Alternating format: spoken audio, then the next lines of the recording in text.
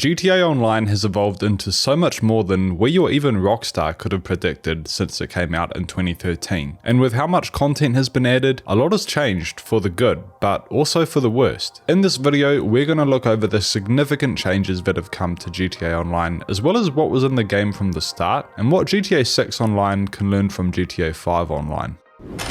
So let's start with the early days of GTA Online. When you'd go to make your character, there were all these customization options for your character's lifestyle habits, like how much time your character spent sleeping, partying, playing sports, etc. You had to choose how many hours went to each lifestyle habit. These preferences were almost pointless, and they only marginally had an impact on your starting stats, which is why it never carried through to the later generation editions of the game. I like the idea of being able to choose your character's lifestyle preferences and habits, but if this were to come to GTA 6 Online, it needs to have more purpose. As an example, maybe having more preference towards doing legal work will give you more opportunity to work with law enforcement. Not just this, but the actual skill system became irrelevant after like 2 months of online being out. Maxing out stats like strength, driving, flying, they offer marginal benefits, but once they're maxed out, they're completely forgotten about. If stats are going to be in GTA 6 Online, they need to have more significance, and I think they should be something that progresses more gradually over time with your rank. Maybe for every 100 levels you rank up by, there's more progress to unlock on each skill. And each time a skill is increased, there are more benefits to obtain. Like an added benefit for leveling up stealth could be being able to take out 2 enemies in one stealth attack like you can in Assassin's Creed. I've actually made a whole video on this topic alone, so feel free to watch that for a more in-depth look at the problems with the skill system. I'm not saying Rockstar should add those specific stats or unlocks to the game, but I think leveling up your rank should also increase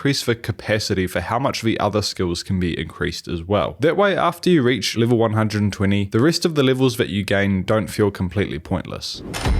Another thing GTA 6 needs to get right is the online tutorial. Back in the day, after making your character, the online tutorial would be the first thing to do, where you'd first verse Lamar in a race, intercept the drug meet, and deliver the drugs to Gerald for a whopping $500. From this point on, you're now in a free mode session and encouraged to get some new clothes, hold up a store, steal a car, and participate in a last team standing. This tutorial really brings you to the reality of your start in online, which is humble beginnings. You're at the bottom. You can't even afford a new car, so you gotta steal one. You can hardly afford new clothes, and a new property isn't even within the realm of possibility at this point, so you gotta work your way to the top. This was such a great opener to online, whereas now with the evolved online mode on the newer gen consoles, you get your hand held to the point where it doesn't even feel like you're at the bottom, because now we've got this career builder where you start with 4 million and your choice of businesses to start with. I don't entirely hate this concept, and it kind of makes sense for the economy now in GTA Online, but I think it should be something that comes a bit later. Maybe after reaching level 50 or so, because I think that initial down bad grind is important for keeping the game more enjoyable. If players felt more like they've actually earned these businesses, it would feel much more rewarding once you get to this point. And I know the career builder is something that's come much later to GTA Online's life cycle, but even with all of these new businesses in the online economy, new players should still have to take part in that initial online introduction, because otherwise those old contact missions and jobs are pretty much useless and have no purpose now. And this leads me in nicely to my next topic,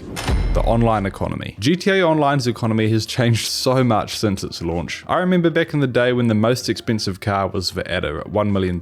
You were the man if you had this car. Now the average new supercar costs between 2 to 3 million. Don't get me started on the other vehicles too. Early on in GTA Online, money meant something. You started off broke, then you worked your way up to afford that fancy apartment at Eclipse Towers. That grind was tough and long, but it felt rewarding. And when we were later able to buy a CEO office or a motorcycle club business, it felt prestigious. We were now in the big leagues. And the same goes for Heists when they were finally released. Playing with a good team felt rewarding, but as time went on, it started to fall apart. Inflation got out of control with the increasing prices of newer content like vehicles, weapons, and properties that came to the game. The economy didn't scale fairly, so newer players had no chance to keep up without buying shark cards or the more realistic option, doing money glitches. Like, people have built their whole careers in real life off posting GTA GTA 5 money glitches on YouTube because of the huge gap between costs and payouts in the game. So naturally everyone turned to money glitches. This ultimately wrecked the sense of achievement, and players who played the game legit felt left behind because of how hard it was to afford the newer content that got added. And I get it, Rockstar wants people to buy shark cards, of course, they're a business, but the money grind shouldn't have become that tough to the point that it was almost impossible to keep up playing the game legit.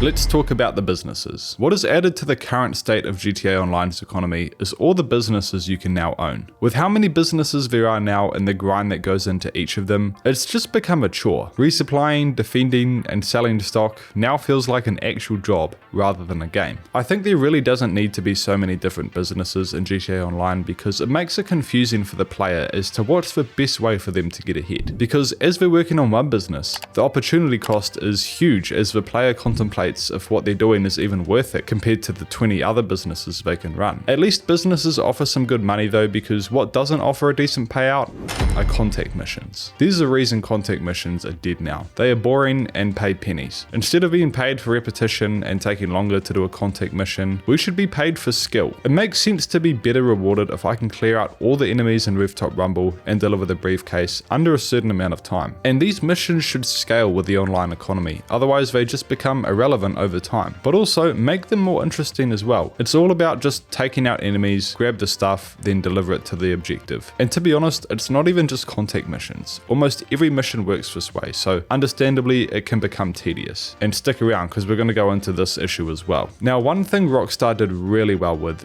is user-generated content. I've said it before, but the content creator update is probably the best update they've ever made to GTA Online. And that goes for not just us, but Rockstar as well. With a game this popular, there's pretty much endless replayability with community created jobs because it opens the door to so much more content to experience. So even if Rockstar makes boring jobs, there's still a million other jobs to try from the community. For GTA 6, Rockstar needs to do this again, but add it in even sooner. And go even bigger. More sandbox options for creativity, like jobs where you could fight off zombies or survive a tsunami. There's a reason those mods on PC are so popular. Speaking of mods, roleplay for GTA 6 Online would be insane, especially if this is possible on consoles. GTA 5 Online on consoles never received any kind of support for these mods, and I think this again would be huge for the success of GTA 6 Online, especially as the game ages. And now with Rockstar having acquired CFX.re, the team behind 5M, there's a good chance we could see custom servers come to GTA 6 Online on console once the game is out on PC. This would offer more replayability and keep the game more relevant for many years to come.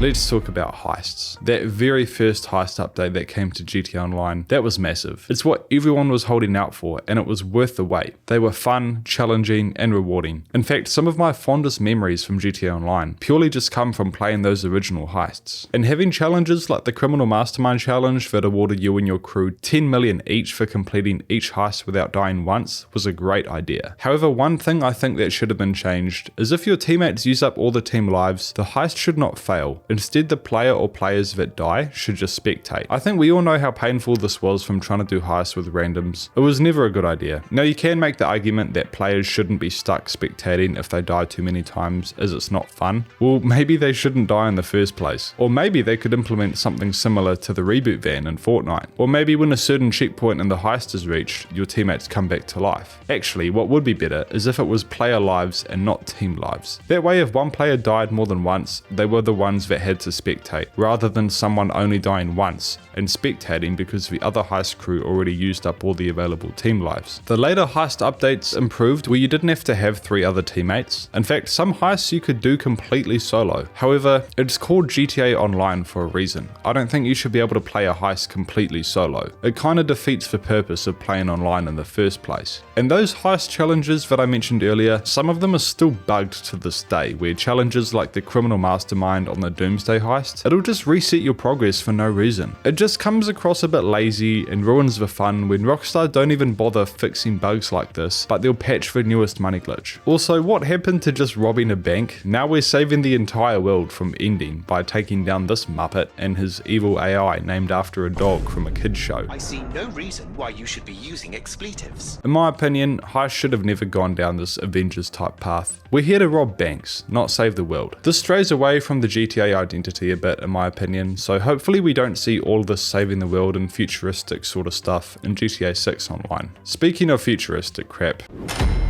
yep, we all knew it was coming. We gotta talk about this crap. The DLC updates added some great content to the game, which for the most part didn't stray too far away from the identity of GTA, but then there was the gun running update. This was the start of the end for GTA Online's identity. And I get it, there's only so many new cars and planes you can bring out before it kinda gets boring, but this is just too far in my opinion. Like, you don't see flying horses in Red Dead Online, because that game has a very specific identity and setting. But GTA Online's identity has opened up to the point where it includes content that probably would have really hurt the mode if it had been brought out in those early days of GTA Online. I think it's super important that GTA 6 Online stays true to its core and doesn't stray away from what it's supposed to be. I don't have all the answers though, like what would they replace that content with instead? Drop me your ideas down below. Now, who remembers the Independence Day special crate drops back on the old gen consoles where you had the chance to get an exclusive bear hat that you couldn't get any other way? Over the years, Rockstar has given us special limited time events with the ability to earn exclusive in-game items, and I would love to see much more of this in GTA 6 Online because we don't really get too much of this stuff nowadays. Yeah, sure, there'll be exclusive items we can unlock just for logging in or something, but that doesn't really make the items that valuable or special. Whereas 12 people fighting over one special crate drop instantly made the bear hat much more valuable to obtain. I'd love to see more stuff like this in GTA 6 Online. It's actually insane how many storable vehicles there are in GTA Online. Even with the max amount of garage storage, you can't fit everything in there. But to be honest, most of the personal vehicles don't feel that special, especially compared to those early days, obviously because there weren't that many high value cars to choose from. But wouldn't it be cool if we could store more unique vehicles in our garage? Like, imagine you walk in your garage and you've just got a lawnmower there, or a caddy, or even your Pegasus vehicles like the monster truck. And better yet, because they're personal vehicles, we could mod them as well at the auto shop. And it would be way better if we could customize much more in our vehicles. Like, let me put some NOS on my lawnmower, man. Let me put some hydraulics on there, or even just let me customize more of the interior of my car. This one seems likely to come to GTA 6 Online based on the leaks from back in 2022. But the customization could also go further. Make it so we can add way more personalization to our apartments and garages. Anyone remember when there was that glitch to go to North Yankton in free mode in GTA Online? Man, that was good fun. Now imagine if it was actually added to the game's map, and it was completed so you could do races there and other activities like looking for alien Easter eggs, or if the Cayo Perico Island was added to the normal free mode map. In GTA 5 Online, I feel like the closest thing we got to an evolving map was having the casinos or the bunkers being added to the map. Like, this building still hasn't been finished. 12 years it's been. If GTA 6 Online wants to remain relevant for longer than GTA 5 Online, there's no doubt that having an evolving map like adding in new islands and such will go a long way in achieving this.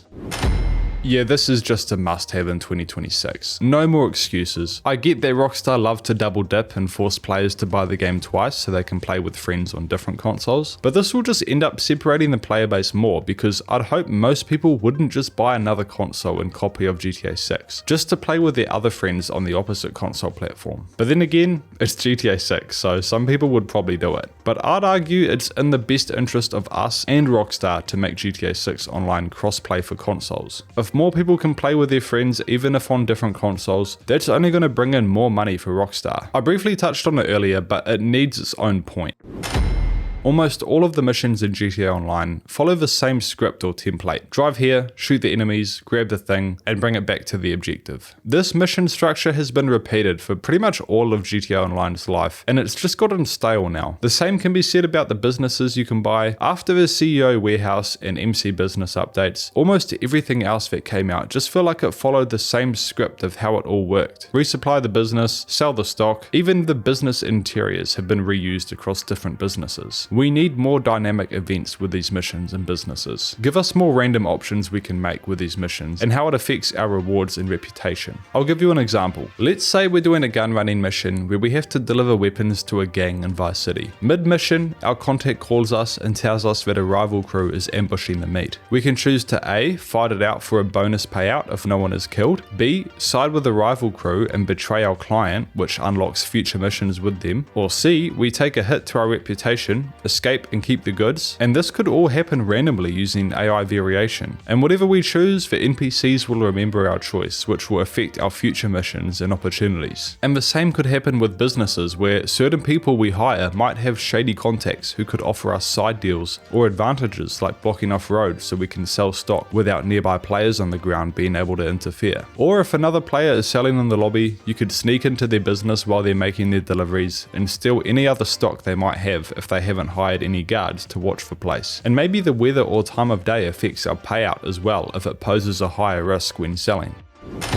Another thing GTA Online did really well at was its social aspect. Having online crews was a great idea, and you were even rewarded for playing with friends and crew members. And you'd often see big groups of people at impromptu car meets and gatherings, even just showing your mates your apartment and the cars that you had in your garage. The same can be said with the online jobs. You could invite random people to a deathmatch and they'd join. Or even better, if you were doing team deathmatches, it'd team you up with your crew members, so you could do crew vs crew team deathmatches. Sadly though, the social experience hasn't stayed as strong in more recent years with GTA Online for many reasons, one of which being that the game just feels more focused towards doing work than just having fun with other players now. For GTA 6 Online, it could improve on this by offering more minigames and hangout spots. A good example could be a minigame event that kind of works like those free mode events that pop up here and there, but this one requires you to judge who's got the best looking apartment or cars in their garage. And before you'd start, you could place a bet on yourself or someone else who you think will win. You'd then each take turns showing off your apartment and garage to the lobby, and then you'd give each player a score out of 10 for their apartment as well as their garage. It's a random concept, but I feel like something like this could be really cool for GTA 6 Online.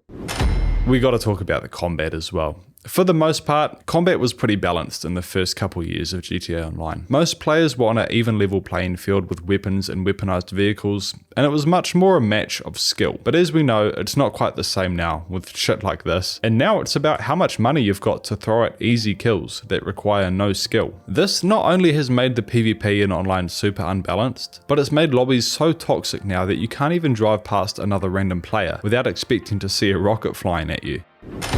GTA Online was a massive step up from GTA 4 in terms of freedom and variety, but it still lacks some features that should 100% be in GTA 6 Online. We need lobbies with disabled wanted levels. It's happened to all of us before. We're just trying to have some fun with our mates in free roam, and then that wanted level pops up, and it just spreads to everyone else in the group. Even after you die, someone else has still got a wanted level, and it just doesn't go away. It stops you from engaging in fun activities. And the same goes for combat. There should be an option to join peaceful lobbies where combat is disabled, and you don't have to worry about bloody barcode gamer tags in the lobby. And yeah, there's passive mode, but we don't want to completely just ghost ourselves from everyone. It'd still be cool to do car meets in free roam and things like that without having to worry about some dickhead coming in and fast tracking his way to a bad sport lobby. So there we have it. That's everything I could think of from GTA Online that could be further added or improved upon for GTA 6 Online. What do you think though? No doubt I would have forgotten about some big ones though, so let me know down below what you'd change for GTA 6 Online. Otherwise, thank you guys so much for watching, and I'll see you in the next one. Take care.